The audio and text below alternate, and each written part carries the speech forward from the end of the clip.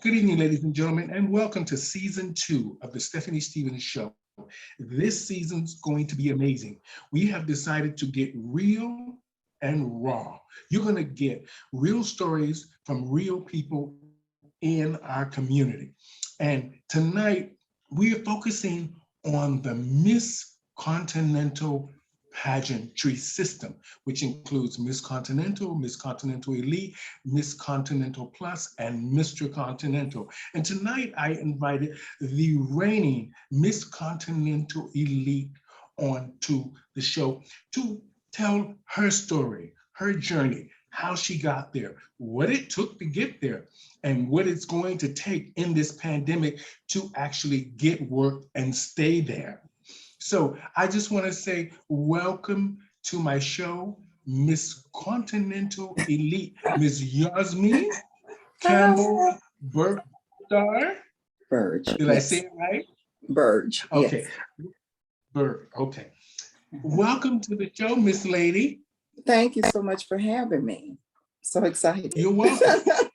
Okay. So you're all the way in Alabama. Birmingham, Alabama. Yes, in Birmingham. Mm-hmm. I'm going to say this here because it's funny to me. I saw that they pulled down the Robert E. Lee Confederate thing the other day, and I've always had mixed feelings about statues that are not relevant in our period and in our time zone. But change is coming, and we are a part of that change. And we have, trust me, we have been in the trenches for years. And it's now our time. Now, I'm really excited that you won. I'm really excited that you won. Now, I want to ask, the first question I'm going to ask is, why did it take so long? Well, I think that for me, to everything, there is a season. I started this journey in 1993. I had only been doing drag for the first time I competed in 1993. I had only been doing drag about maybe 9 months. So I was a early bloomer. My father was a pusher. And within the first year of me doing drag, I had went from USA, that starting to do drag in December. That May, I was in USA. That September, I was in Continental. I think what took so long is that as a seasoned entertainer, today, I can be honest with myself, I wasn't complete. I've always had a mug. Okay. I've always had clothes, but there was that talent that was missing, and I just think like I said, to everything, there is a season. I don't think that I could truly appreciate the title if I had won it back then, like I can today. So, I just have to say to everything, there's a season. I wouldn't trade this moment for anything in the world, because this was something I've always wanted, was to be a part of the Continental system. Unfortunately, I did not ever reign as Miss Continental, but at the end of the day, Continental is Continental, and I had rather been Miss Elite Continental than not to ever had the experience of holding that title. So I'm grateful. Wonderful. Well, I'm glad to be sitting here talking to Miss Continental Elite, Miss Yosmein. I'll just say Starr because that's fine. Absolutely.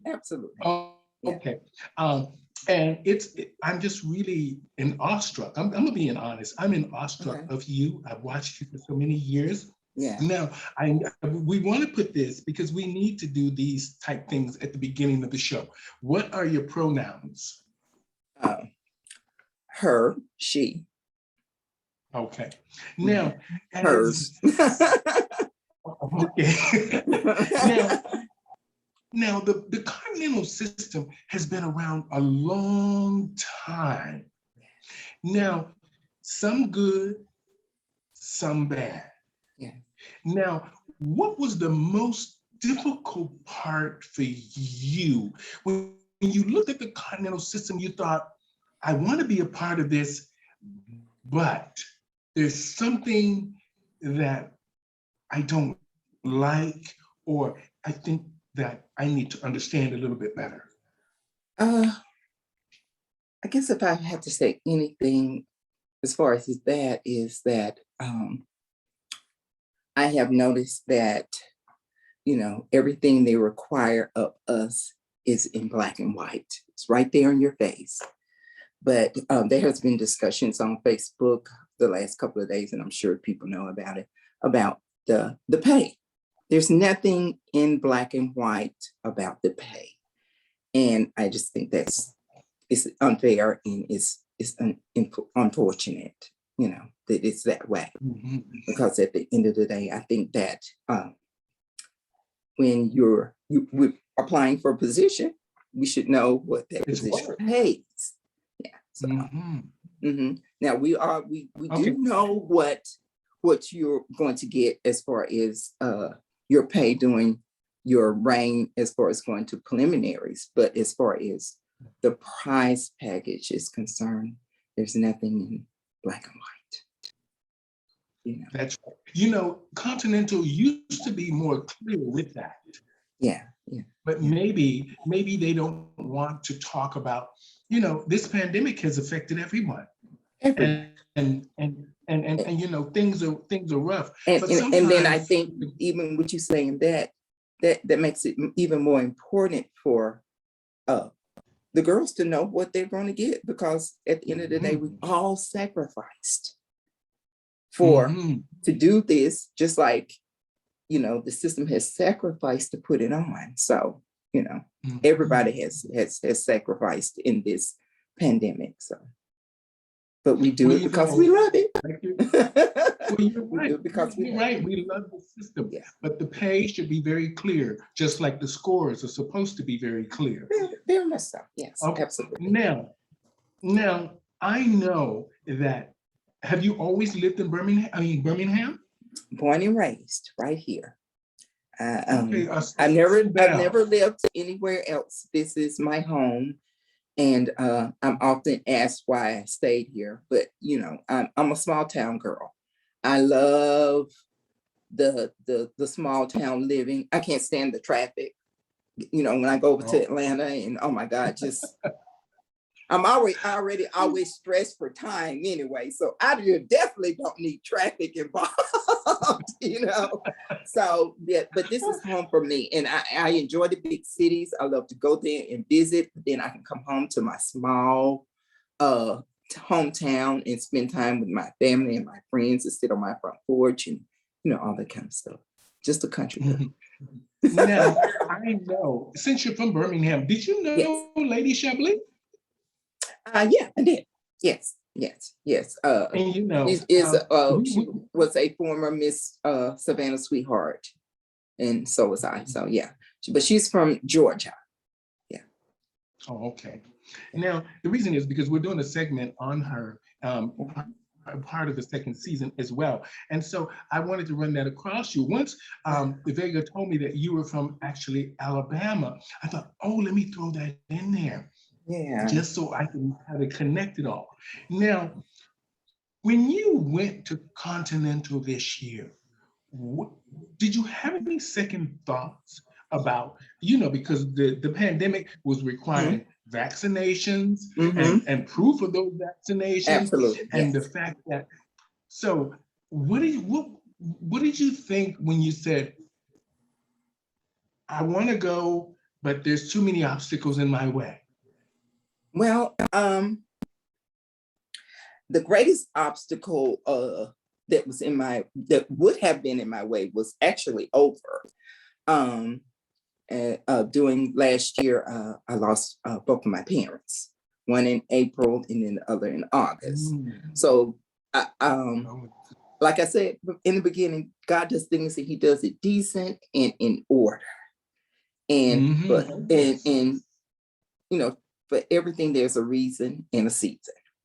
And so there really wasn't any obstacle as far as or anything like that as far as me going and being afraid of COVID, simply because I was vaccinated. All the people that were vaccinated, Continental was being very responsible in thinking about the health of others, as well as, you know, the staff and the so I didn't have any really fear about it. All I knew that as a person, as each individual in this pandemic, we have to do what is right, and not only think about ourselves, we have to think about others. And as long as that was being done, I was fine. Yeah. Okay. Now, something that I found rather interesting. I watched you through the pandemic, and I watched when you were performing, you were so cool, calm, and collected. And everything you presented, it's, you know, they always say preparation is key. And when I watched you in the competition, you went there to win. Yeah, I did. And that was an amazing thing. Thank you so much. Like I said, did you feel like you were going to win? I felt like this year was, it was either now or never for me. And that was the attitude I took. And so whether win, lose, or draw, I wanted to leave content, because that wasn't going to be it for me, period, blank. I'm 50 years old. It's very expensive. At 50, it's very stressful, you know, but I try to stay cool with it. And you know what I'm saying? Yeah. So I just wanted whatever happened for me to leave a mark. And, you know, it's always best to bow out gracefully and at your best, because that's the last thing people remember. Yeah, on the high. So that was my attitude. As far as my preparation was concerned, I just made sure that I dotted my I's and crossed my T's. I thought about everything from the dressing room situations, and if anybody knows if they competed in Continental, you know, the dressing room is really not that good of a situation. Right. Yeah. So I thought about lighting, I thought about mirror, I thought about cords, every little thing I thought about. And even after the win, the next few days, I knew I was going to win on Friday. You see how I kept claiming that too. I kept saying when I win instead of if I win. That's the way you do it. You have to put yourself in that mindset. Yeah. I spoke it into existence. I believed it. You know, I put it out into the universe. You know, and so I even thought about, you know, I have to be prepared to perform these days and do these walks, and people don't want to see the same thing they saw on Friday. So, you know, and so people are like, well, what did you do? Well, I had a truck, you know, they brought my things and I flew, you know. So yeah, I you know, preparation, like you say, is the key, you know. So that's what I did. Now, I know this, nobody ever asked this, but I want to ask this because when you talked about the money earlier, about the prize packages and all of that, yeah. What is your real relationship with the producers? What is your real relationship with Jim Flint? I know he's put on a great show and all that, but sometimes this is just show. And you know, Continental is business, and you can see it's business. Absolutely. My relationship with him, you know, I've known him for years, but I don't know him on as far as on a personal level.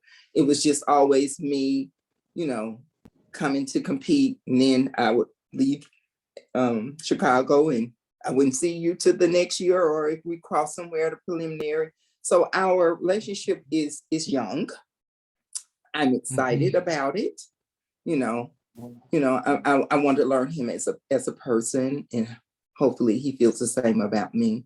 So the relationship is very young and it's undeveloped, but I'm very hopeful about it. Yeah. Okay. Now I want to ask you about something else that is very concerning to me as as just sitting out and watching Continental. I have watched the numbers in Continental deplete a Yeah. lot Yeah. over the years, the last few years. Yeah. And this year, I noticed it in a big way. Mm-hmm. What do you think the problem is? I mean, I know the pandemic was part of the Yeah, problem, that's part of, but it but seems, the go numbers ahead, I'm sorry. it is not just diminishing in Continental, it's in pageantry, period. I started in the Mhm, 90s when Black Universe had 30 girls, all these prelims, and it has diminished. I mean, I think every system has suffered because times are different, uh, stunning mhm, is not like it used to be. And we have to be honest, we survived off of it. Any girl who was mhm, successful, there was a pen behind them somewhere, you know. So mhm, I think that plays a part in it.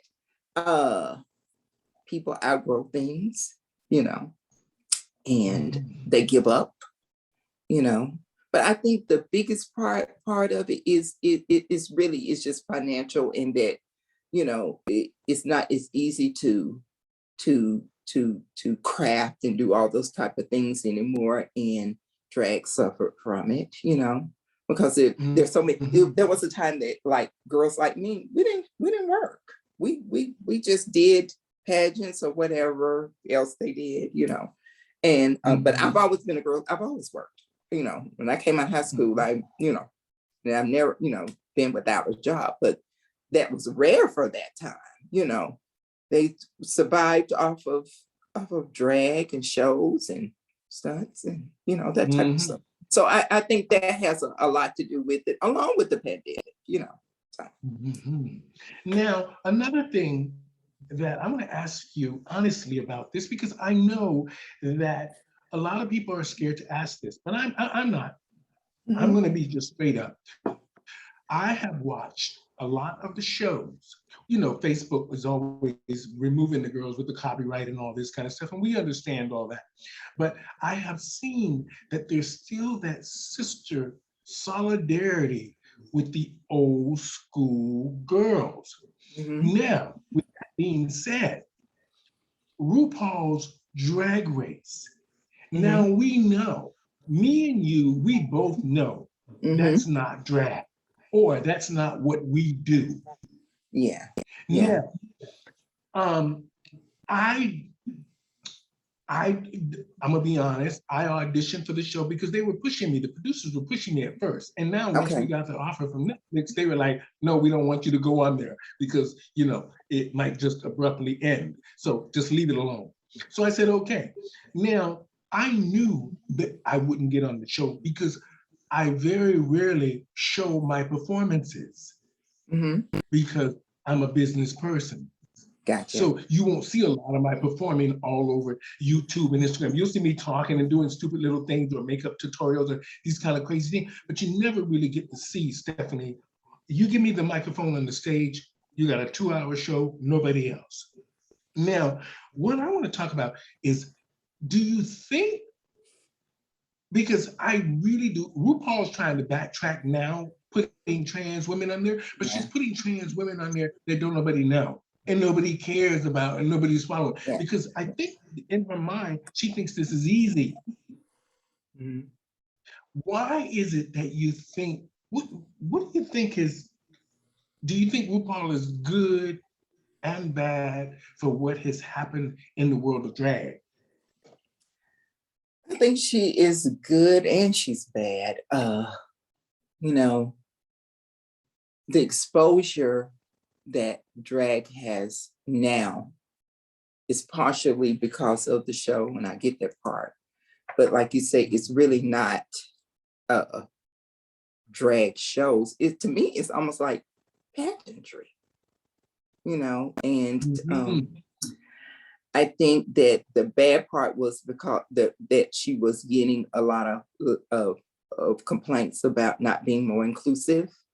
And so therefore Mhm. now it's like, okay, well, I'll bring in the director, because it was always, they wanted to see the transformation, it wasn't, Mhm. people who lived their life as women every day for whatever reason. I guess they felt like that wasn't sellable, whatever the word is, marketable, whatever. But But when you think about it, we've been doing this a long time and we've yeah, been making money from it. So he should have yeah, known that he should have stuck with this routine yeah, and had a lot of the girls who have been in the trenches for years on that show, whether yeah, they were performing or panel judges or right, doing makeup or doing hair. right. I really think that he missed an opportunity to make Yeah, the show bigger than what it could have than what been. it was, right, and be more Mhm. inclusive in the community, But Yeah. at the end of the day, we know it's all about, you Hmm. Oh know. yeah. And We sometimes got we we will got to get our sometimes coins. we will sell our soul to the devil for $1, honey. So there you have, you know. All right. Our next thing I want to talk about is I know Tanisha Cassadine and Erica Andrews. Yes. They both came to Toronto to help me get things started here. I Okay. ran into a lot of adversity because I want to say this first. When RuPaul, before he even did the show to Out TV, I'm the first host that he hired to do the shows in Ottawa. From the whole concept and everything, he never even thanked me or anything. That's okay. Mhm. I'm okay now. Yeah, But yeah. I wanted to say that, when Erica Andrews and Tanisha came here to Toronto to help me get this pageant thing started, I was more focused on I didn't want the girls to be doing the illegal silicone injections and all this. Mhm. I just thought that because we have free healthcare in Canada, I thought that Yeah, there was a better route. away. So Yeah. having them here, even though I knew I could make money, I was really more about impacting the girls to do it the Girls, right the right way. Yeah, yeah, yeah. now, I've watched a lot of the men on Botch help the girls try to get their faces back and their bodies back and Yeah, give them some sort of normacy. What right. is your thought about these kitchen doctors? Well, uh, I am a result of kitchen doctors, but that was a different day and age, times have Mhm. evolved. And just like you say, we didn't have those avenues to get things done. So we had to do the black market way if we weren't fortunate enough to, you know, do the other ways. And so Mhm. now it seems as if, and I must say that back then we were walking advertisement for Mhm. uh those silicone injection people. And so it seems like back then they took more time, especially when you were a pageant girl, because that was just like Mhm. that's the way you really got onto okay, this is, oh, and she did her and blah, blah, blah. So that just, the avenues, it would spread. Mhm. And so now it seems as if it, like I said in the beginning, it's all about the dollar. They don't care Mhm. about their reputation. They don't care about the health of others. Uh, Mhm. and they just, it's just all about the money, and they don't care about people, and they don't, and then there are some who know that they are not good at what they do, Mhm. but and that they have harmed people or killed people, and they continue to do it because they've gotten away with it. Mhm. And Now, for myself, I can see how you could rest at night knowing that you're responsible for a person, even though, we know the risk. We do, mhm. We know. and we have to take accountability for our actions. But at the end of the day, how can you know you did this and then you go and you do it again? I just couldn't take that chance. If I did it one time and something went wrong, I couldn't do it again. So I just feel like they don't care. And it's up to us to put them out of business. Okay, well said, well said. Now I want to lift it up a little bit. Yeah. Because you're fantastic. And I just want to say, thank you so much for doing this for me. I've looked up to you for many years. I want to just ask you, because I know the crowning moment of Continental, what did it feel like? Oh my God, it was an out of body experience. And I wanted to be more refined. And I was very upset with myself when I saw the video. But everybody said it was real. So that gave me comfort.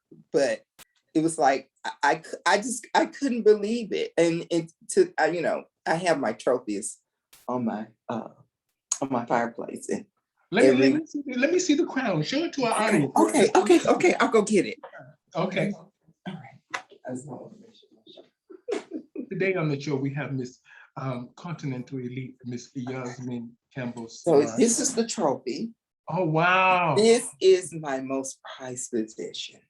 Wonderful. This is what I've waited for years and years and years and years. And I just can't believe I have it, Yes, Miss Continental Elite. The night after the pageant, the next morning when I woke up, I kind of cracked my eye just to see if it was. Oh, was it all a dream?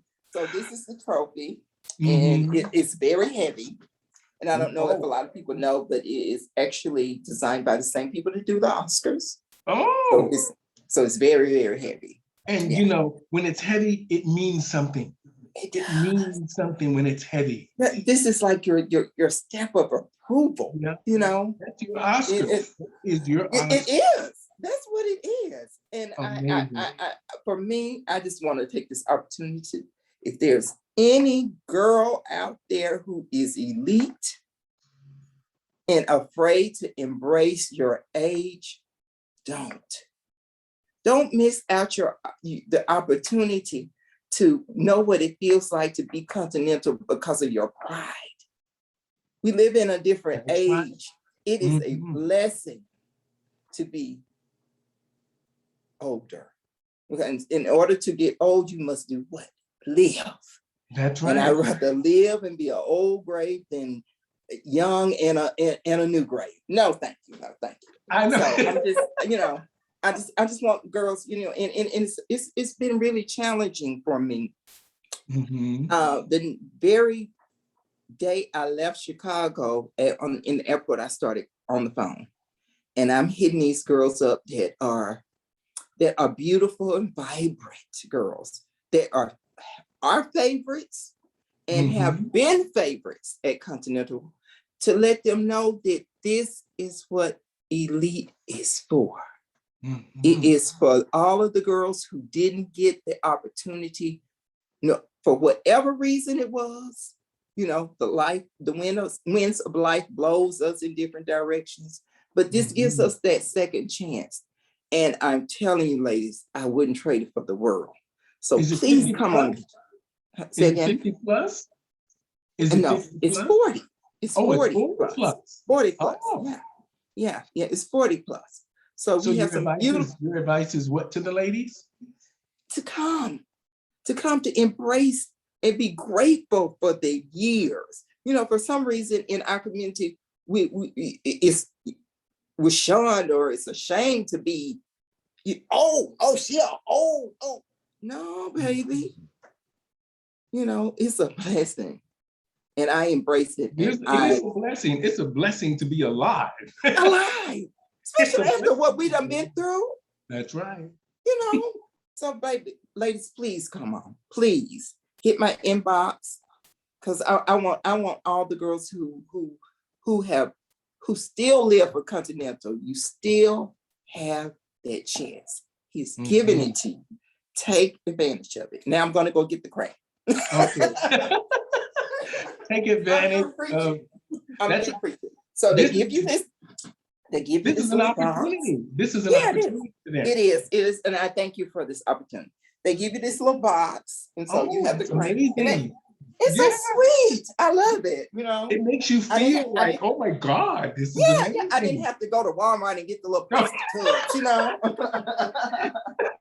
You didn't have to get an old hat box. Exactly. So here's the crown. Oh, And she is wow. beautiful. She's gold Yeah. back. And then Oh my she's AB. God. So she's Beautiful. beautiful. She's beautiful. Beautiful. The And symbol. then you get the little bag. Oh. Yeah. And so this has your sash in it. Mm-hmm. Now, you know, the girls would love that. Yes. Come on, girls, get you a piece. Uh-huh. They say, get you a piece. Yeah. Yes, fabulous, Yasmin. Fabulous. This Thank you, is fabulous. And the fact that you're reaching out to the girls here on the show, because it's going to reach thousands of them. And, you know, that whole, the trophy, the crown, the sash, you're reliving it. I can see it all in your face. And it's amazing that you're happy. And you know what? You did it. You did it, Miss Continental Elite. Thank you. I am over the moon and for you. And what is next for Yasmin? What's your next stop? Retirement. Oh, This was the perfect ending to my drag chapter of life. This was the missing link in the chain. There is nothing else for me. well, So, you ended on a high. You ended on an amazing high. Yeah, my next mission. You ended on something all of the girls want to be, Miss Continental Elite. Yeah. And whether it's Miss Continental Elite, Miss Continental Plus, Mr. Continental, Miss Continental is still Continental. You know, this is an amazing thing, and you did it. And I take my wig off to you because you know what? You're fabulous. And Thank you so much. Symbol of excellence. And it doesn't matter how long your journey was, you ended on a high. Yeah. And I like the fact that what we're going to play at the beginning of the show is your crowning moment. And then we're going to air this show. So I just want to say thank you so much, Miss Continental Elite. Now, let me get your names correct. Can you just say it for us out there? Yazmi Campbell Starr. Okay. Thank you, Miss Continental Elite. This has been an amazing conversation. I want to thank you for welcoming me into your home, welcome me into your life. And how do they say? May you live and reign long, and you have everything that you want. You ended your career on a high, amazing Continental Elite. And I want to say thank you to the Continental family for allowing me to share Yasmin's story and her journey. And it took a minute, but at the end of the day, she won. She won. And she's encouraging all of the girls out there to come on board, to take part. Please come. You know, please go to Continental. You know, live your dream. Do your thing. It's never too late. It's never too late. Never too late. And I want to say thank you, Miss Yazmin Campbell Starr. I want to say good night. And on that note, I want to just say thank you for having me in your home. And I want to say to our audience out there, a dream is always obtainable if you just keep going. And you become focused and prepared. You can achieve anything you want. Look at us. Look at us. 50, 60, Miss Continental Elite. Look at us. Look at us. Thank you so much, Miss Lady. I will be in touch. I will be in touch. And I want to say thank you to the audience out there. Reach out to Yazmi about Miss Continental Elite. It's never too late. And I want to say thank you to Jim Flint and the Continental family. Thank you all. Thank you to the reigning Mr. Continental, Travis Stencil. He'll be coming up. He'll be doing an interview here with me very shortly. So thank you guys so much for allowing me to present your story. Thank you, Yazmi. Have a Thank great you night. so much. Good night, everybody.